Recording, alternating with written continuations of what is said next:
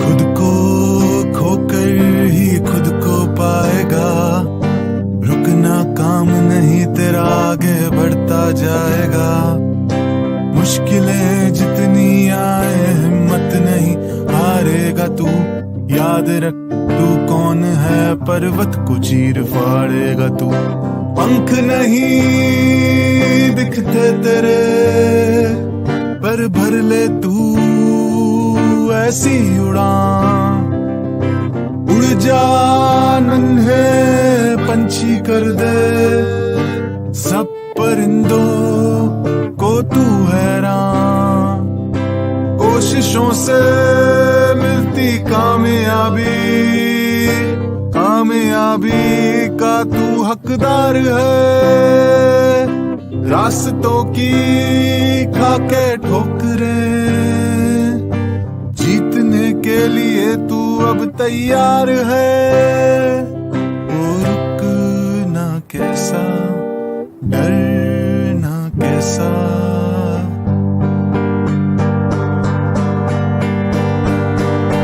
बात नहीं कोई अब डरने की, कर ले जिद आगे बढ़ने की। बात नहीं कोई अब डरने की, कर ले जिद आगे बढ़ने की।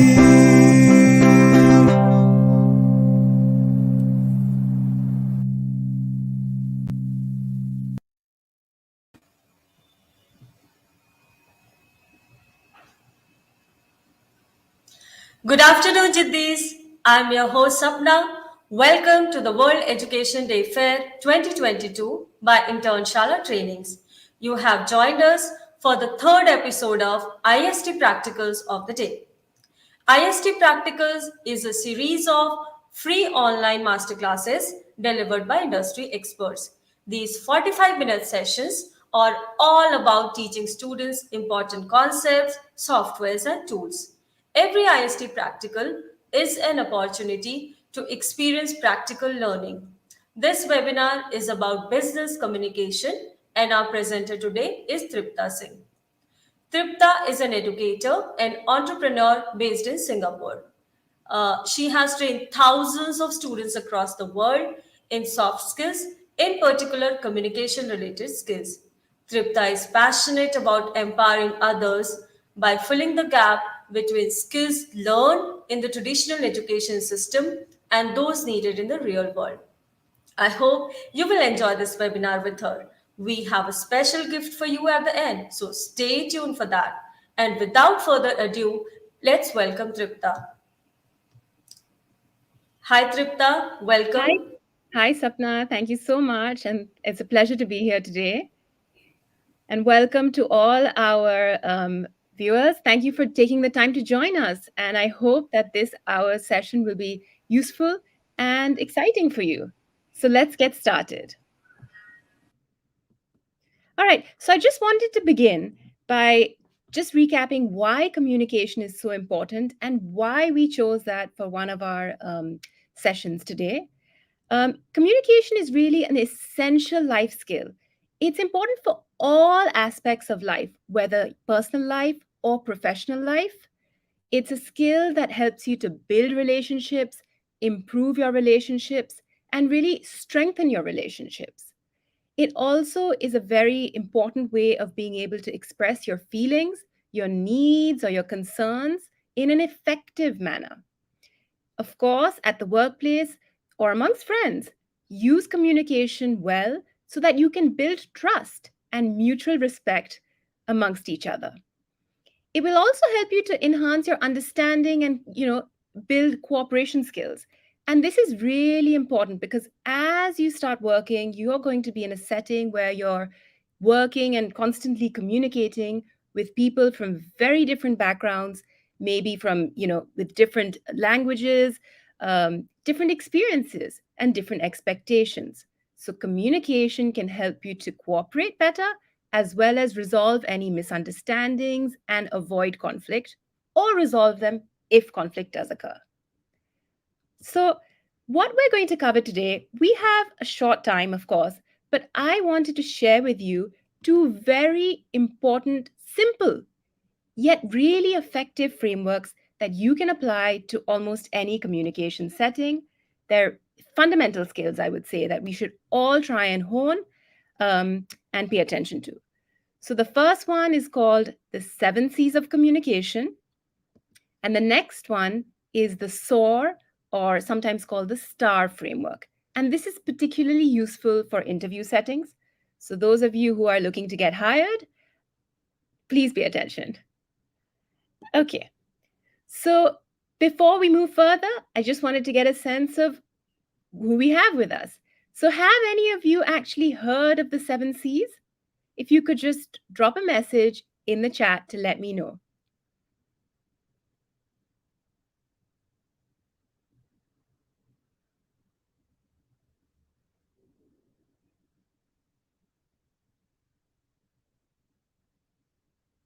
It's great to see answers rolling in. And okay, we have a mix. We have some people who have and some people who haven't. Well, the majority is coming no now. So let's go ahead. All right. The 7 C's of communication, they're up on your screen right now. And literally, there's 7 words beginning with C that are pretty easy to remember. And we can use them as an effective checklist. So the words are clear, concise, concrete, correct, coherent, complete, and courteous. Now, you might be thinking, well, these sound very, very straightforward, and I know all of this. And the very fact is, these are considered just basic principles of effective communication. And they are things that do come naturally. Often we know that we're supposed to do these things. But what happens is, depending on the communication setting, whether you're writing an email or you're giving a speech, you might forget to include all of them, or you might forget to double check if you've covered all the principles well. But even just missing out a few of them can, really make a difference between a good and a great piece of communication. So having a framework ensures that we remember and we apply them. Now, this framework can be applied to a variety of settings. You can apply it to written communication, writing an email, a letter, an essay, and of course to spoken communication as well. Whether you're giving a speech or a presentation, or you're just trying to get your views across in a team meeting or even in an interview. So, as I said, you can just use this as a checklist. In the beginning, you might even want to just write it down simply, print it out, keep it visible and go through it when you're writing important pieces of communication or preparing pieces of communication. And over time, it will come to you very, very naturally. So let's cover the 7 C's briefly. So the first C stands for clear. Now, this is something that seems very obvious, but what we mean is your communication is not just clear in terms of language and, the way you speak or the way you write, but the purpose or the message of the goal of your message should be clear. What do you actually want to convey? Before you start, any communication, you have to think, what am I trying to get across? So once you know what you want to convey, you can get straight to the point. You can choose the right medium of communication, of course, and then get to the point. Make sure that whatever you want to say comes across. It's easy to understand from the very beginning. Okay? The next thing is you should strive for your message to always be concise. Now, concise, of course, one area of concise communication means to avoid lengthy sentences. Sometimes we can say something using, 10 sentences, but we could convey the same message using 5. So then use 5 where, if that's possible. The other thing is sentences get very, very long. We often punctuate them with filler words. We say maybe, like, sort of, lots of filler words which are unnecessary. So you can cut them out. Now, this is specifically for written communication. It's easier to do so because you can really, read and edit your message. You don't have to think so much when you're speaking. Just be a bit conscious of it. Okay. Now, what this will do when a message is concise, it not only saves you time, but it's also cost saving. What we mean by that is that a concise message has a greater chance of being understood well, and also it's faster to read. And therefore, you minimize the cost associated with miscommunication or misinterpretation. And that is a heavy cost when it comes to communication, especially in the work setting. If you communicate something and it's not clear, not concise enough, and somebody interprets it in a different way, they could go and do a whole other task or do something that wasn't required, or convey a message that is incorrect.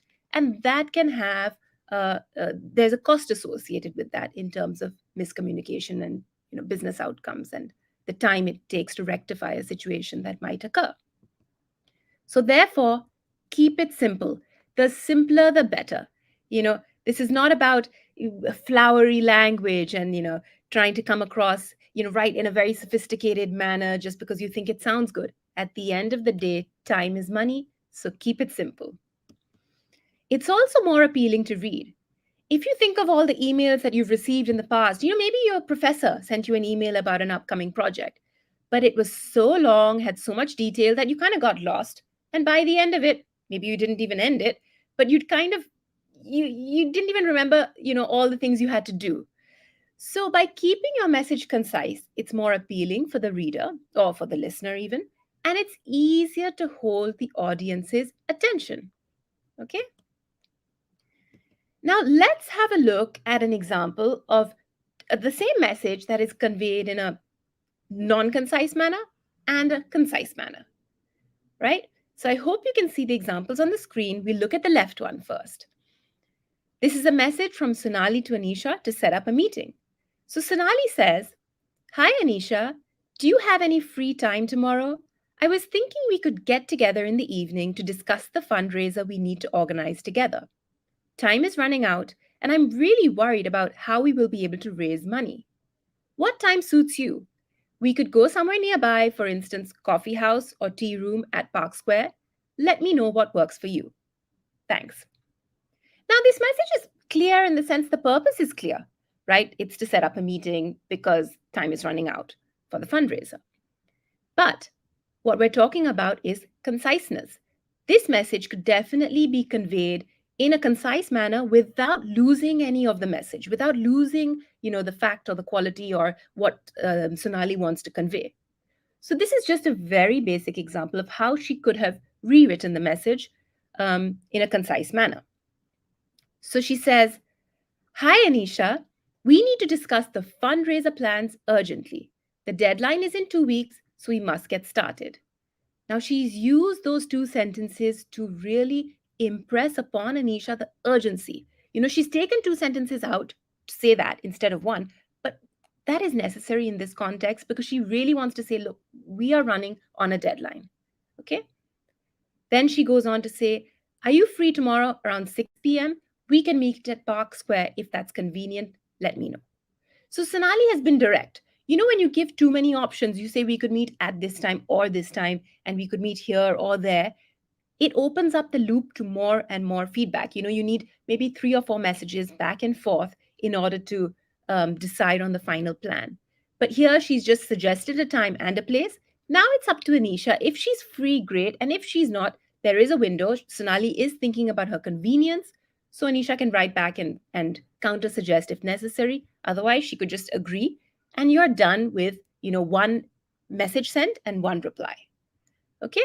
So I hope that shows you through a simple example the essence of being concise and the advantage of it. Now we'll move on to the next C, and that stands for concrete. Now, if you think of concrete, what is concrete as a material? It's something really sturdy, hard to break, used in construction, buildings, and it's solid. So think of that solidness. Your message needs to be solid. So it has a clear focus And it should be direct, not vague. You don't need to, what we say, beat around the bush. There's a phrase, right? Beat around the bush, where you need to get somewhere, but you say it and you go all around and you don't get to the final point. But concrete means what you want to say, convey it directly. So you should also include all important details and all necessary facts, because that also gives you a chance to make sure your message is solid, it's concrete. Because if you don't include facts, then people might misinterpret it. So ensure that you include everything that is necessary. Okay? The next thing is that you should always check your communication so that it is correct. Okay? Correct means the first thing is check your facts. Are they correct? If you're supposed to if you're giving somebody research that you've done, have you double checked that you've cited it correctly, that all the facts and figures are correct? If you had to present an Excel spreadsheet, are the formulas correct? So, all the rows and the data is appearing correctly. And then, of course, if you're just writing a simple email, have you double checked it for typos, spelling mistakes, grammar mistakes? This is something I really want to point out, because if you're applying for a job and you email a cover letter to HR and you don't even take the extra time, 5 or 2-3 minutes even, to double check that the spellings are correct, that, there's punctuation is correct, that you've even got the name of the person correct that you're addressing it to.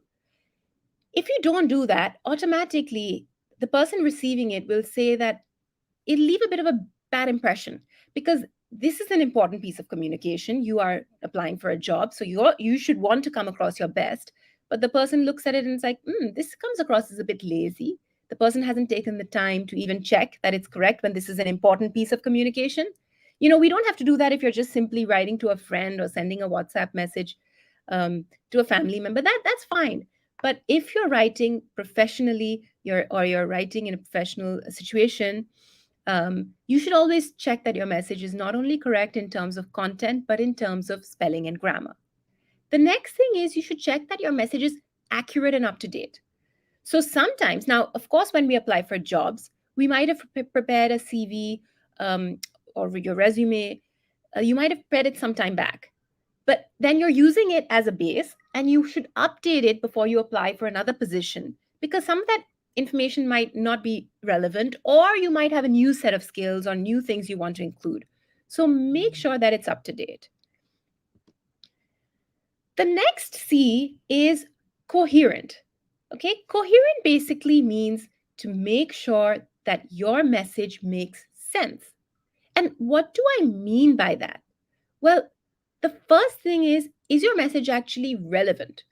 Are you writing a message, or are you presenting something that is relevant to the audience? Is it the correct audience? Or do you need to modify your message so that it is relevant to the audience? The next thing you have to think about is, are you missing anything important, that like a piece of a puzzle? When a piece of a puzzle is missing, the puzzle is incomplete. It doesn't quite make sense. Or if I gave you a formula, maths and science formula with some part missing, it wouldn't make sense. So make sure that anything important is not missing. And a very key part of being coherent is that your message actually flows well and it's logical.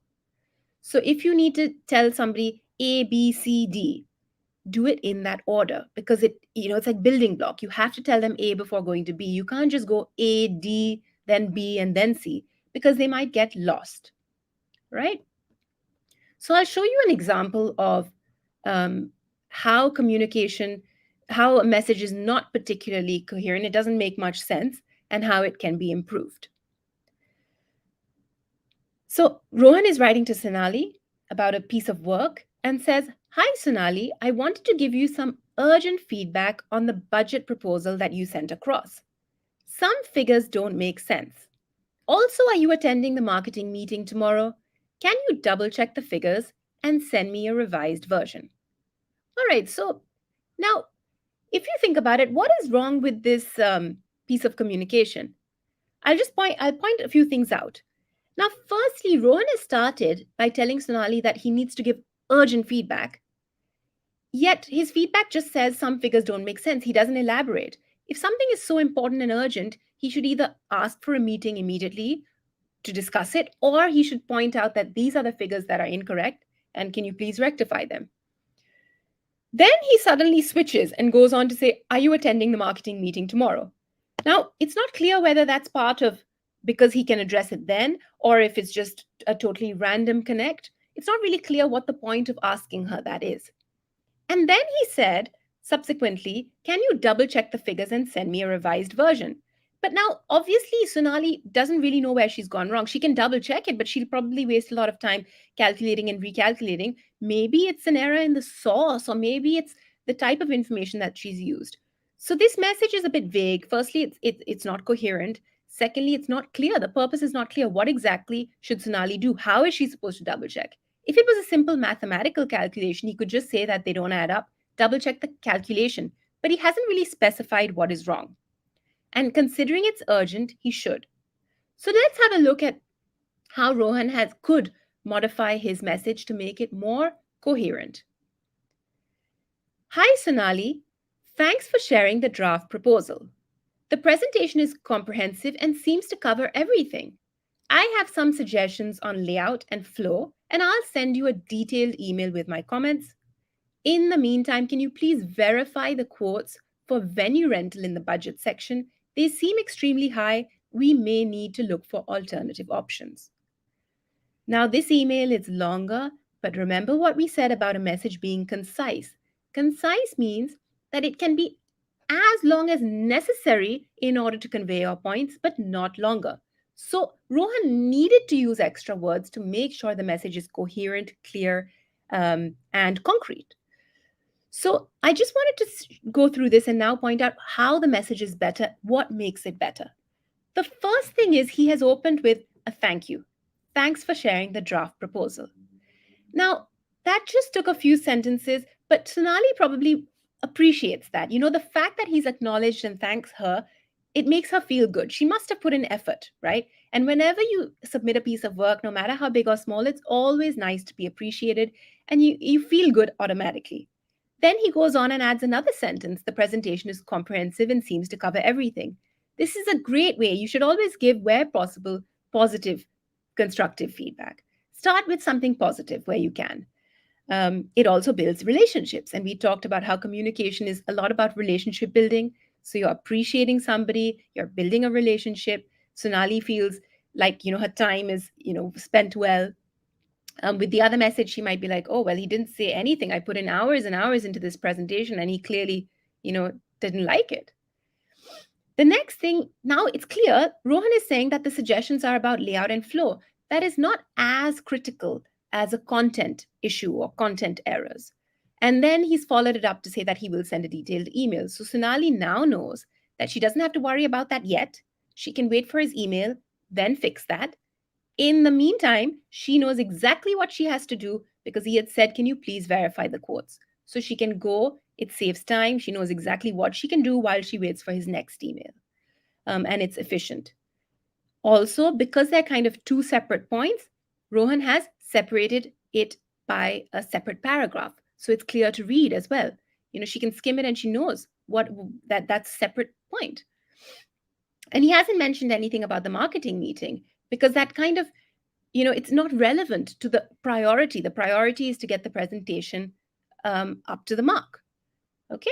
So whenever you're conveying something, firstly, if you need to convey a few different things, organize it in terms of priority and separate it in terms of paragraphs if you're writing in the same email.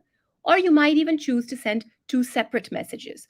The first with the priority action items, and then the second with whatever else, the separate topic you'd like to discuss.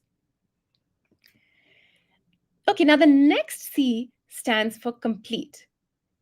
Complete communication simply means to check that you've included all necessary information, that the call to action is clear. By call to action, I mean that the reader or the listener takes away what is necessary. They know what they are supposed to do, if anything. If they have any responsibilities or they have any tasks out of your message, they know what they should do.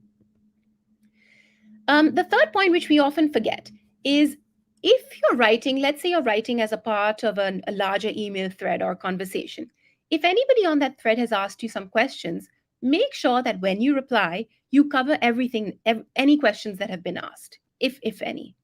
All right. Try not to, that also plugs the time gap, right? Because if you cover everything in your response, then the person doesn't have to, follow up again and again for something that they've already asked for. So it shows that you pay attention as well and you're organized. Now, the next thing is always review your communication before sending it, or before, if you have to deliver a presentation or something. Think that, are you leaving anything open to interpretation? Now, because you have written the message, you know exactly what you want to convey, but read it from the point of view of audience and think that, do they know? Am I just assuming that because I know something, they know it? Or is there something you need to add to make sure that nothing is left, they're not left guessing about anything? Okay. And then lastly, make sure that you've addressed it correctly. Completeness is also about, have you addressed it? Are you signing off correctly? Have you included all attachments that if you needed to include attachments, have you included them? All of this shows that there's attention to detail on your part. Let's say that you are writing a cover letter and your cover letter is fine, great. You've checked it for spelling errors. And you've also said that you're going to attach your resume and a certificate. So have you actually done that, or have you forgotten one of the attachments? Check all of that before sending it. And the last C stands for courteous. And this is something that's important. It should come naturally, but it often doesn't. And why is it necessary? Well, it's important to be polite and friendly at all times. That's good just in terms of establishing a relationship. If you write any message to somebody, or even if you're greeting somebody in person, take that 2 minutes to say, hello, how are you? Genuinely, ask after them. How was your day? Hope you had a good weekend. If there's a festival coming up or just passed, no harm in wishing. All it shows is that you're open, you're friendly, and you're genuinely, you genuinely care. It sets it off on a good note. It's positive communication. The next thing is to be respectful. I feel that no matter what the age of the person is that you're communicating with, in terms of age as well as seniority, it never harms to be respectful. Sometimes we're respectful only if we're speaking to people much older than us, or, much more senior. But I think it's even more important to be respectful to those that are junior. We should set an example. We should communicate with everyone, no matter of their status or their title, in the same way that we would like to be spoken to. Okay. The next thing is to watch your tone. Now, it's easier when you're speaking to be conscious of how your tone comes across. But when you're writing to somebody, and likewise, if somebody is writing to you, there is scope for misinterpretation, because they might be writing very short. If somebody writes to you and it's full of very short sentences, you might think they come across as very curt, right? Very short and to the point. And you might think, oh, they're rude, they're unfriendly. But they simply don't mean to be. Maybe if they were speaking to you, they would be extremely friendly. But people's writing voice and their speaking voice is very different, and we don't pay attention to that enough. So when you are writing, or even when you're speaking, make sure the tone comes across as you intend. If you intend to be friendly, make sure it comes across like that. You don't want to be rude. You don't want to come across as sarcastic, or short on time, things like that. So just watch what your tone of voice. Now, the other thing is to be empathetic. By being empathetic, I mean putting yourself in the shoes of the audience, the listener or the recipient of your message. Especially when you're conveying, if you have to convey negative news or feedback, which we often have to. We have to have difficult conversations at the workplace, sometimes on a daily basis. Nothing wrong with that. We have to do it. We can't, everybody is an adult and can and should handle feedback the right way. But it's also about how we convey it. So little points like starting off with something positive, or, delivering the message in a constructive manner. So telling them that this was good, but this needed a bit more improvement. Or, this it wasn't the right way to phrase this, or this should not have been said. And then telling them how it could be better. So make sure you're empathetic in the way that you communicate at all times. You should also use appropriate language and greetings. By appropriate languages, think of what is the setting. If it's a casual conversation amongst colleagues, it's okay to use, more casual language. But if you're writing to a client, let's say, or presenting in front of the board, or applying for a job and writing an email, then you should make sure that you're using formal language. Okay. And greetings, say please, say thank you. These are what we call magic words. They don't cost anything, but they can make a great difference. If you're requesting somebody for something, there is a difference in the way it comes across if you say, could you send me this by 10 a.m. tomorrow? Or can you please send me your presentation by 10 a.m. tomorrow? There's a difference. The other thing I wanted to point out is that apologize where needed. We often don't take the time to apologize if we're in the wrong, or even simply if we're late.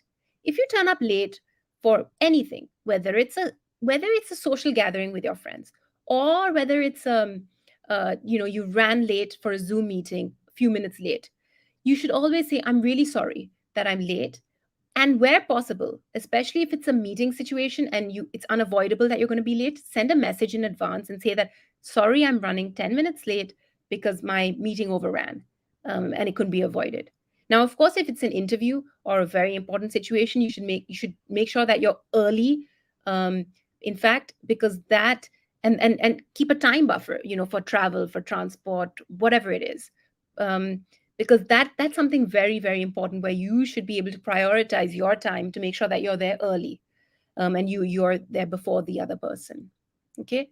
And if you've delayed a response, if somebody's written to you and you didn't mean to, but you just had a lot of things to do and you're late in writing back, start by saying, I'm sorry for the delayed reply, or I apologize for getting back to you so late. It shows that you've acknowledged your mistake, and that you're attentive and you're focused and you're professional in your communication, right?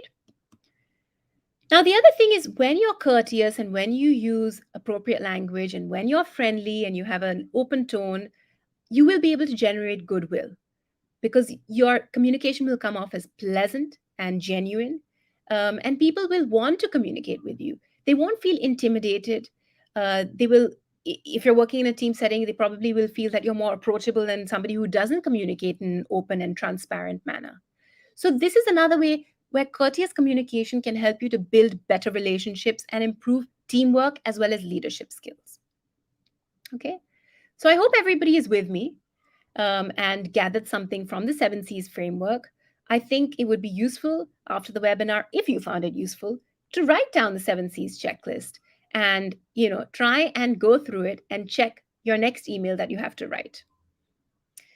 So the next thing is, we're going to do a quick, I just want to understand if any of you have heard of the SOAR, or sometimes it's called the STAR framework for communication.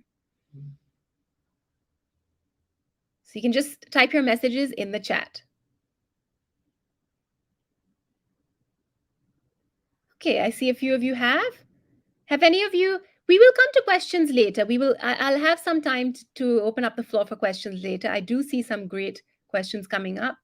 Okay, have you heard of the SOAR framework? No. All right. Okay, 1 or 2 yeses, but the rest no's. So I'm happy that this will be new for the majority of you. Now, this framework is called the SOAR framework. Sometimes it's called the STAR framework. And what it does is it divides your story into 4 parts. So each of these letters stands for a part of your story. Okay, so S stands for situation, O stands for obstacle, A stands for action, and R stands for result. And if you're using STAR, then you just replace obstacle with task. Okay, so what it is, it's a way for you to tell somebody a story in a structured manner that's focused, because you're following a specific structure and order, that's logical, that flows well, and of course, it has a personal touch because it's anecdotal. You are using anecdotes to convey, to tell somebody about you. Now, this is particularly useful in an interview when you're asked a behavioral question. Okay, what is the purpose of an interview? Now, an interviewer already has seen your resume, right? They know your academic accomplishments, they know your experience, they know whatever you've told them on the resume, they know that, and obviously they saw something in that they liked your cover letter, and therefore they have invited you as a prospective candidate. Now, what they want to find out in an interview is they want to know about your personality. They want to know, how do you communicate? How will you behave in an interview setting? What are your personality traits? What are the skills that you cannot convey through simply a resume and a cover letter? So it's really, an interview is your time to shine, and communication is a large aspect of that. You might have phenomenal, fantastic experience, but if you're not able to answer the questions well, that might not come across. So that's why it's important to prepare well and to try out this framework, because it can help when an interviewer asks you behavioral questions. This structure will help you to answer them in a better, more effective manner. Okay. Um, so, like I said, it provides insight into not only your personality, but also your working style. And that's more impactful than just simply, telling them what you have done. Instead, use an anecdote. An anecdote is a story. Okay. So, what are behavioral questions? Behavioral questions are questions that are designed in order to get an insight into who you are and how you will react or behave in certain situations. Some examples are: have you ever had to deal with a difficult person? Now, this question, it's open ended. It could be, you could think about a scenario where it was a difficult classmate, a colleague, a teammate, whoever it is, family member. But by answering it using the SOAR framework, you can pull out the most important, relevant things and tell them in a manner that shows that you have skills to resolve conflict or to deal with conflict in a meaningful way, to overcome conflict. So think about behavioral questions, whether you use personal anecdotes, university anecdotes, professional anecdotes where you have working experience. You are trying to answer in a structured manner so that the interviewer knows that these skills can be applied at the workplace as well. It shows that you have the skills. If you have leadership skills amongst friends, you can still apply those to leadership skills amongst colleagues, right? If you're a problem solver, if you work well in a team, all of those, no matter how you display that experience, that can be carried over in the workplace. And that's what is important to show. A lot of us will not, when you're applying for your first job, you won't have much experience. You might have an internship, you might not. So, what other experience can you use to show through examples that you do have the necessary skills? Another behavioral question: what has been your most significant achievement at university or in your last job? Would you call yourself a team player? Now, here it's a very open question. You can simply just say yes or no, but that doesn't show anything. If you call yourself a team player, why? What demonstrates that you're a team player? What involvement have you had where you have been a member of a team and, truly demonstrated team player capabilities? Okay. And then, have you made any significant mistakes? How did you handle them? What did you learn from them? This is another example of a behavioral interview question. So let's go through the SOAR framework, the components of it, the four letters. What do they mean? So the S stands for situation. Okay. Now in this part, keep it brief, but when you're answering a question, you have to set some context. You have to give the interviewers a brief overview of what was the situation. Let's say it's a challenge that you overcame. They need to know what the situation was first so that they can understand how important was the challenge, how did it arise, and how relevant is it. So when you're setting the scene, be vivid, but also be concise, because this is not the most important part. You need to spend more time on telling them about your actions and the results. All right. So through this, the interviewer should just get a true sense of what the challenge was, what your specific role was, and what your capabilities are. So an example would be, if they asked you about a particular way you got through, you asserted yourself as a team player, or you demonstrated leadership skills in a team, this could be a potential answer. In my second year of college, I was selected to be part of the organizing committee for the inaugural Think Fest, an event bringing together high-profile thought leaders, entrepreneurs, and artists to discuss important current issues. Now, the interviewer will already get a few things from this. Firstly, they know that it's obviously this candidate is is qualified, has experience because they were chosen. They were selected. It was sort of a competitive process, and they were selected to be a part of the organizing committee for an important event. Inaugural means that it's the first time that it's happening.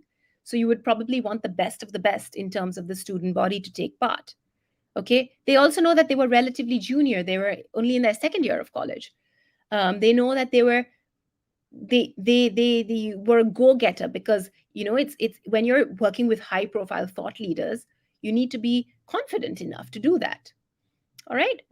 So the situation has been set clearly, and the interviewer has got an idea of what's happening. Now, in the obstacle section, you have to outline the challenges that you faced. Be specific. What were the challenges? What were your responsibilities? What was the central problem? There might have been 10 challenges, but talk about the most important ones because, again, you're limited on time and you want to prioritize to make an impression. You don't want to keep waddling on and speaking because then you're going to lose your train of thought. The interviewer is going to think that your communication skills are not the best. Be concise again when you're speaking. So the second part, obstacle part, this is an example. It was a big challenge for the community to agree on a theme. Central problem.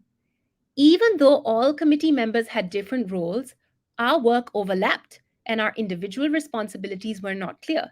Second problem. Being the junior most on the committee, it wasn't easy to get my voice heard. That's the third challenge. So you see three very important challenges. The central one is that the committee is not agreeing. And the other one is that the roles are overlapping. Now, what the interviewer will take away from this is, again, that I want to know how did they deal with this, because work overlap and team overlap is something that often happens at the workplace. So they can make a connection with working in a team at university amongst peers and being able to work in a workplace amongst different department teams or something like that.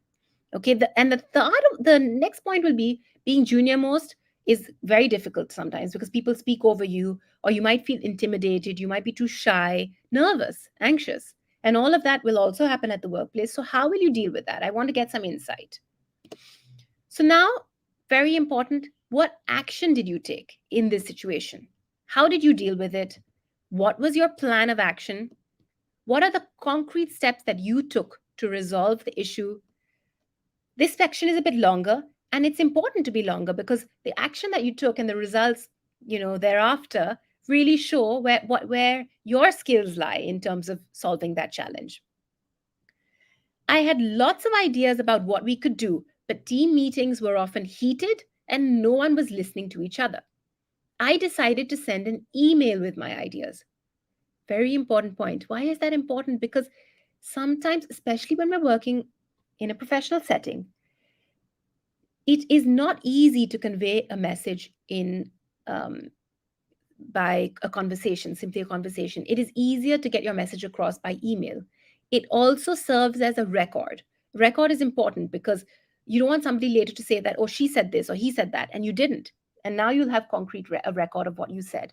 And there's also less scope for miscommunication, misinterpretation, and language barriers are less. Remember, I told you that at the workplace, you might be communicating with people whose native language is not the same as yours.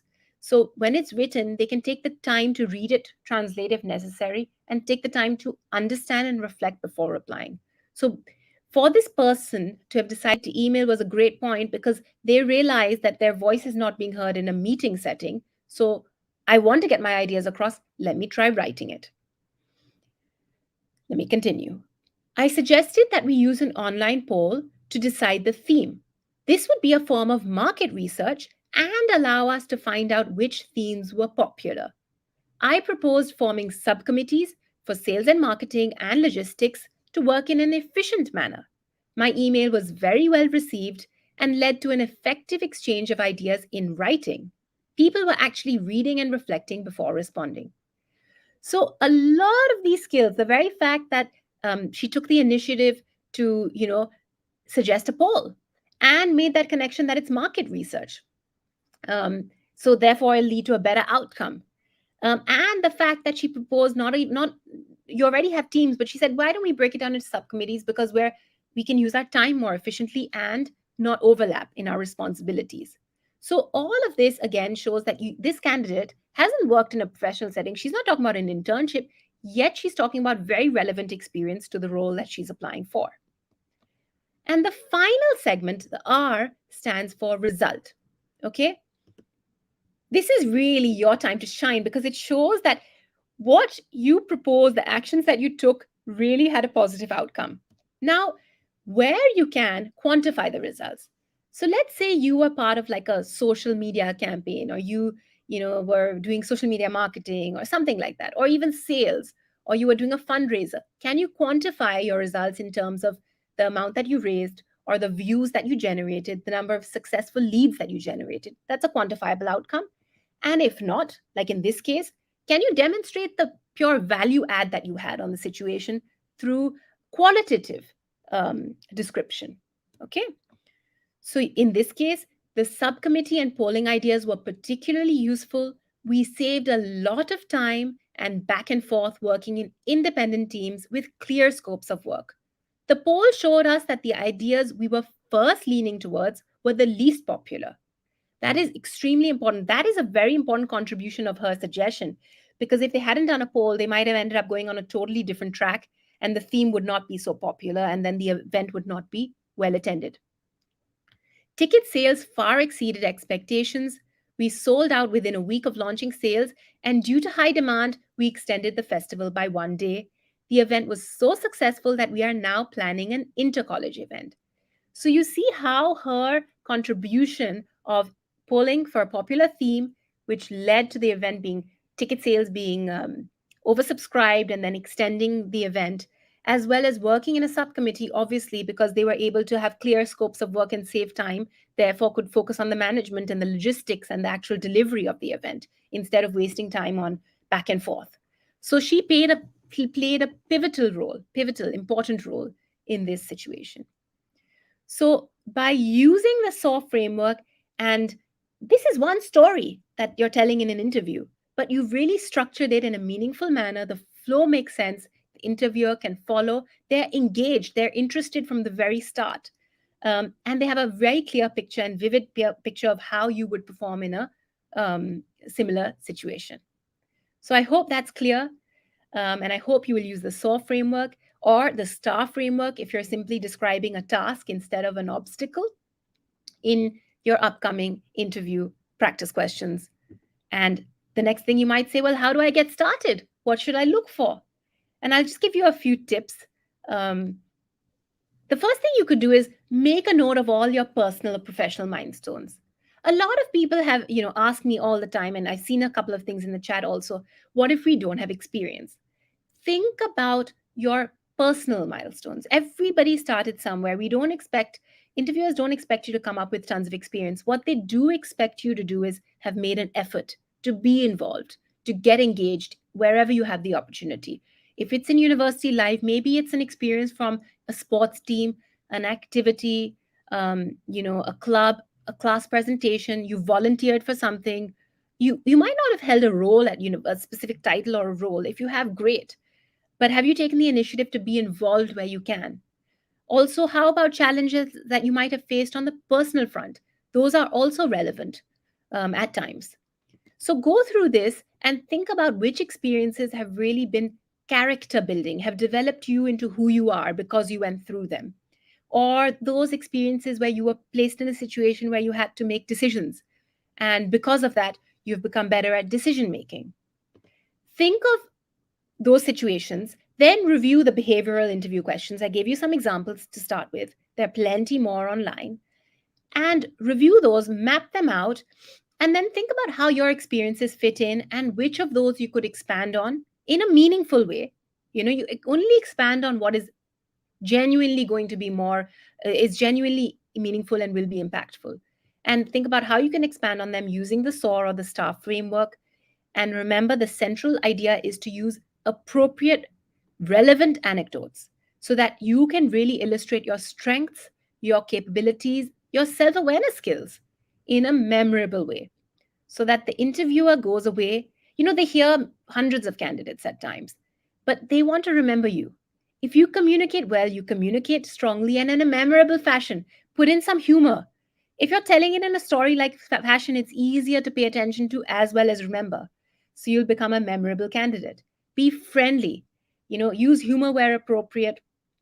Um, Pay attention to your expressions. If you need to express, we have, in the communication course, you will be taught communication skills as well, like how to express yourself better.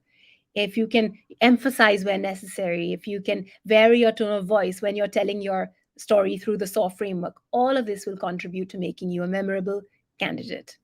Okay. So I think I just wanted to, I know we've sort of covered a lot, but we just have a little while left. So I wanted to do a quick poll to find out how many of you actually paid attention. No. And also through this, you'll get a sense of what our platform looks like. Okay. Now, our platform, Internshala's platform, is super dynamic. It has lots of interactive features. You have, of course, video content. You also have a forum section where you can ask your instructors questions and you'll get a reply within 24 hours. You also have lots of projects. You have assignments, you have exercises, and you have quiz questions as well as some tests. So if you can have a look at the question on your screen, simple question: when can we use the 7 C's framework? Do you think the answer is A, B, C, or D? Okay, the answers are rolling in, and so far I see everybody saying D, and that is, in fact, the correct answer. Okay, fab, great. The second question: which C shows that your message should flow logically? Is it A, complete, B, coherent, C, clear, or D, correct? Okay, which C says that your message should flow, logically? We have a lot of D's coming up. Anyone else? All of the above. B, C. Okay, now we're getting in some mixed answers, but still the majority is D. Actually, remember, your message should flow logically when it is coherent, when it makes sense. Correctness is important for grammar, for facts, for accuracy, but the flow of a message and how logical it is when it's coherent. Okay? The last question for you today is: how can the SOAR framework help in an interview? A, to answer surprise questions. B, to describe difficult situations. C, to make answers memorable and structured. Or D, to shorten answers. Okay, we have some B's, some C's, a couple of A's.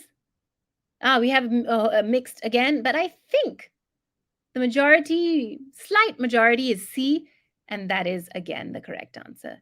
You can, of course, use the SOAR framework to describe difficult situations, but the essence is whatever the situation, whether difficult or whether just an experience-based question or situational question, the key is to make your answers more memorable and structured. All right?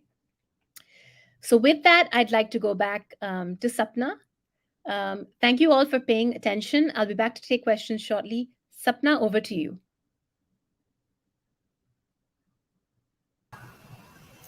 Thank you, Tripta, for the amazing session we had today. I hope everybody, all the users, all the viewers enjoyed this and they had a learning packed experience here. So, due to shortage of time, we will be taking only one question, Tripta. But before we begin the Q&A round and open the floor for audience, I have a question that as someone new to this domain, today's webinar had been a great start for me. I have certainly learned a lot of new things today. As someone who is eagerly waiting, eagerly interested in learning more, what would be the right path for me? Sapna, thank you for asking that question. The great thing is we have a communications course. It's called Business Communication Skills. And in that course, we go through everything from the fundamental business communication skills to applying for a job. How to write a resume, how to structure it, how to write an effective cover letter, group discussions, and of course, interview skills. Then we go on to workplace communication. So, how to write effective emails, presentation skills, a bit of leadership skills, all sorts of things. So basically, it's a comprehensive business communication course for those without, with just basic knowledge of communication skills, and really can help them enhance their communication skills. Wow, that's really great, Tripta. Thanks for answering my question. So we're gonna open the floor for audience question. You can pick one of the questions, and then we can move ahead. Also, there's for all the jiddis here today we have with us. So Internshala Trainings is offering a special discount on the account of our World Education Day 2022. So visit the link in description and use code WETF to avail an extra 10% discount on our business communication training. Wow, that's great. So I hope I see a lot of you in the training program. Okay, now it's time for just one question. If you Let me just have a look. All right, we've already looked at how to improve communication skills. Okay, how to overcome nervousness. I'll take up this question because I think a lot of you might have that. I've seen it a few times in this session. Now, this is a very relevant question, and I would like to start off by saying being nervous is natural. Everybody is nervous. I get nervous at times, even though I've presented, hundreds of times live and online and in person. I still get nervous. How can you deal with that? I think the first thing is to acknowledge it, and the second thing is give yourself time to prepare and build up your confidence. Do it slowly. So, the reason of your nervousness, is it language confidence because of your language skills? Is it because of perhaps anxiousness about, public speaking? Whatever your nervousness is, identify where it's coming from so you can take the appropriate action. Let's say it's public speaking and you're nervous about that. What you could do is practice. How do I practice?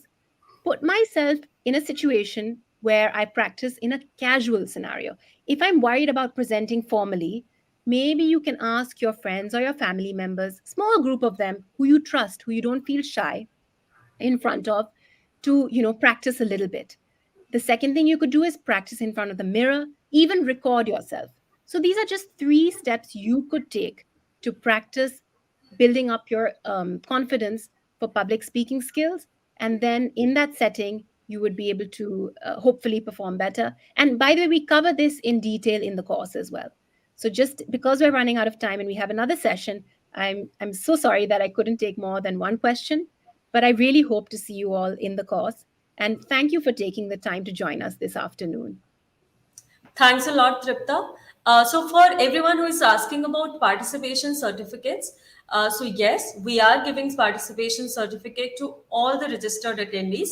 So, if you haven't registered till now on our website, you can still go and visit the link on our bio and register yourself for the World Education Day Fair 2022.